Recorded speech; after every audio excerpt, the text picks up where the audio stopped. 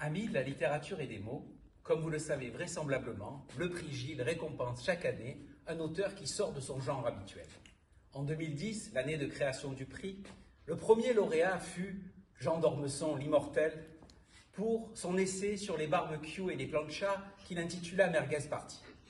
Et puis, successivement, ce fut Amélie Nothomb, la sorcière des mots, comme on l'appelle dans le petit milieu littéraire, pour son guide sur l'aérobic, Sueur et mouvement. Et puis, plus proche de nous, l'immense Michel Houellebecq, pour son livre de recettes marocaines, Montagine et moi.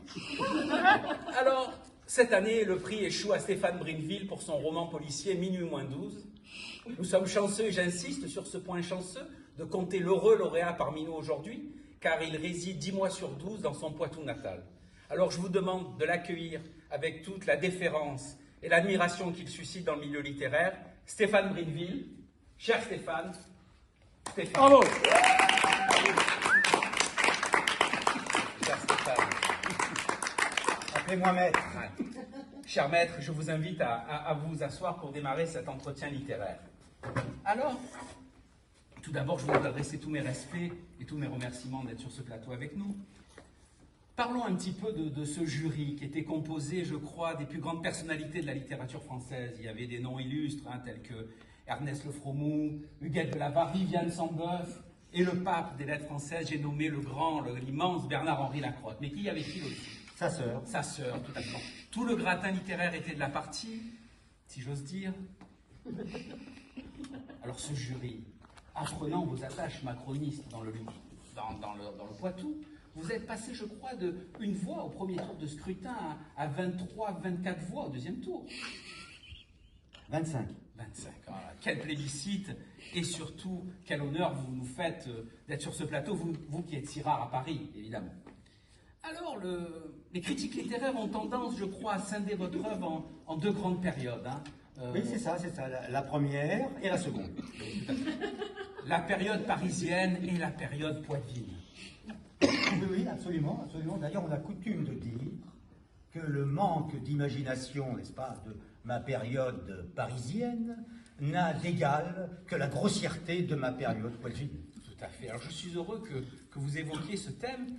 Et moi qui lis vraiment votre œuvre avec beaucoup d'attention, ce qui marque, ce qui frappe, c'est vraiment ce néant, ce grand manque d'imagination. C'est ça. Que vous êtes fixé très tôt dans votre carrière. Ah ben très jeune. Et dont vous ne vous êtes jamais départi. Ah ben jamais, je ne me serais laissé aller à une chose pareille. Évidemment. Remémorons-nous à vos débuts, quand vous rédigiez ces magnifiques catalogues pour les maisons Lidl et Aldi qui inondaient nos boîtes aux lettres, quand vous faisiez ces superbes comparaisons du prix du thon en miettes à la catalane, je pense qu'il était simple, qu'il était aisé, pour une personnalité telle que la vôtre, de lâcher un petit peu la bride, de vous laisser aller.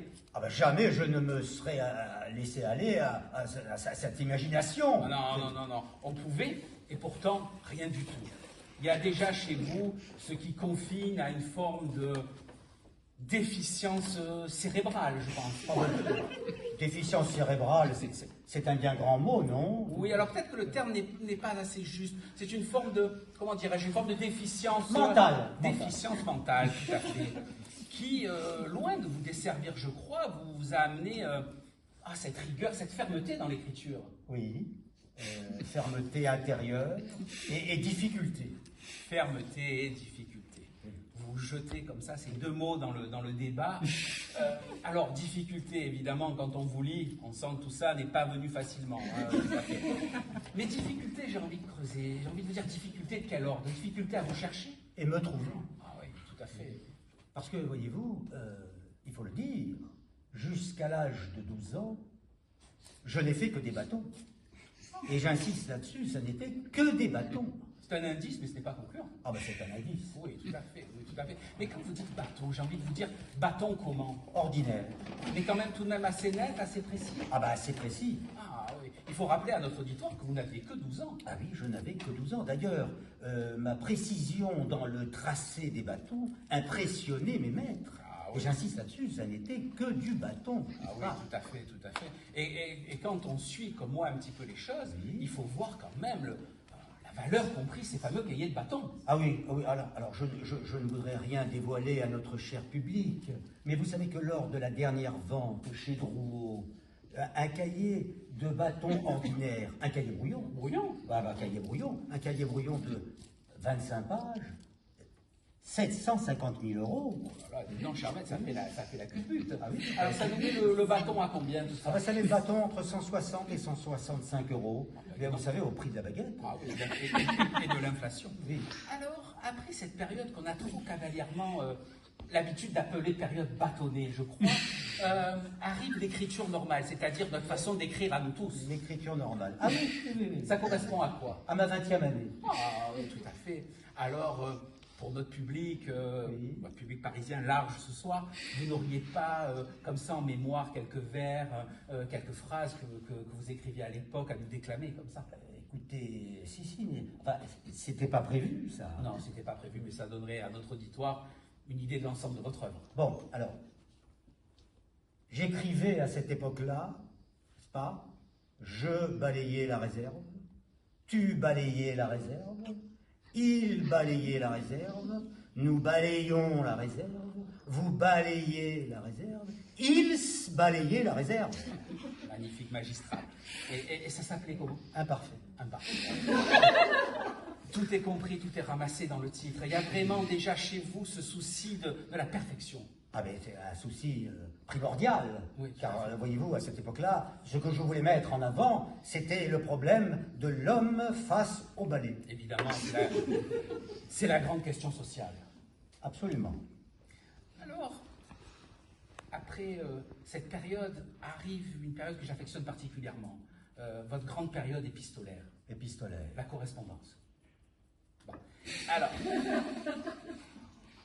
et je vais là vous lire un extrait qui, je pense, vous touchera énormément, car c'est un extrait de vos débuts qui est superbe. Ma chère Tata, je prends la plume aujourd'hui pour te dire que ici ça va très bien et que je suis en bonne santé et que à la cantine pour la nourriture ce n'est pas trop mal et que je t'embrasse bien fort et que j'envoie des grosses bises à tonton Germain. PS, chère Tata, on m'a changé de chambrée, je suis maintenant un peu plus loin des cabinets. Cette dernière phrase est tellement belle, on a envie de la dire 2 fois. Chère Tata, on m'a changé de chambrée, je suis maintenant un peu plus loin des cabinets. Il y a ce souci du quotidien qui transparaît très fort chez vous. Ah ben, c'est mon souci premier. Hein. Alors je suis, je dois le dire, gêné de vous interrompre, parce que je suis un peu ému en réentendant ces quelques mots. Vous savez que ça vous toucherait, comme le disait le grand André Malraux. Qui? André, l'art est le plus court chemin de l'homme à l'homme. Oui, mais alors il passe par où? Bon. Alors, il faut aussi noter que à partir de cette époque-là, il y a une rupture très nette car vous allez utiliser le post-scriptum. Ah oui. Alors, le post-scriptum, qui est une forme littéraire qui m'a toujours fait un peu peur. Ah bah oui, je comprends. Et là, vous n'allez plus utiliser le post-scriptum, mais on va avoir comme ça des exemples magnifiques Oui. avec, évidemment, chère Tata, je vous rends les sous que vous m'aviez prêtés, je vous envoie un mandat. Et là, c'est la grande époque des mandats qui débute, qui va nous mener jusqu'en 2005-2006. C'est exact. Voilà. D'ailleurs, j'ai un scope, j'ai un scope pour nos chers lecteurs. Je compte publier très prochainement le dictionnaire amoureux du post-scriptum. Ah, quelle belle idée. À l'approche des fêtes, j'en vois certains dans le public qui sont déjà en train de le réserver sur Amazon. Alors, après cette période, sans qu'on sache pourquoi, il y a une bombe, il y a une déflagration dans votre œuvre, car c'est pour vous Ah oui, la découverte de la femme. la découverte de la femme. Car il faut noter que sur 142 livres que vous avez fait éditer, 143. 143 soyons précis, il n'y a aucune trace de présence féminine. Aucune. Aucune. Vraiment, tout est au masculin. Et là, sans qu'on sache pourquoi, on voit se dessiner la femme sous les traits de Vaiana Vainé, votre muse. Non, Vainé Vaiana. Vainé Vaiana, qui était un pseudonyme, je crois. Un pseudonyme à un tout. Parce qu'elle s'appelait de son vrai nom Justine Bridou. Justine Bridou. Était-elle de la famille des saucissons? Nous laisserons planer le mystère. Alors, Vainé Vaiana, Justine Bridou, pour laquelle vous allez écrire ce magnifique recueil de poèmes à ma petite fleur des Indes. Hein. Et j'aimerais que vous nous lisiez ce soir un magnifique extrait qui s'appelle « À ma bien-aimée ». Oh, je suis un peu gêné, là.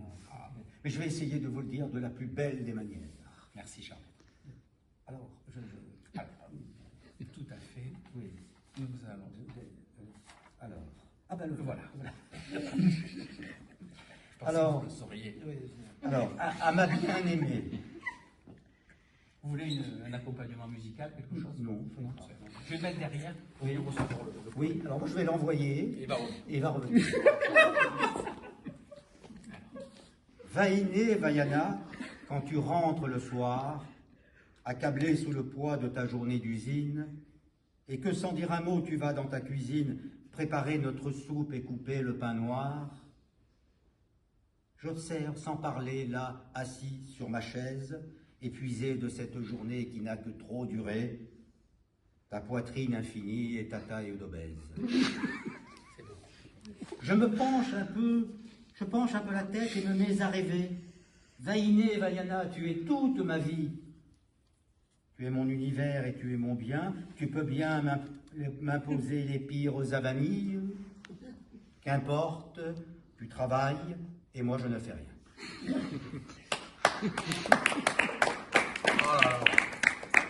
C'est magistral, je parle même pas du modé ou du ciselé des vers, c'est superbe.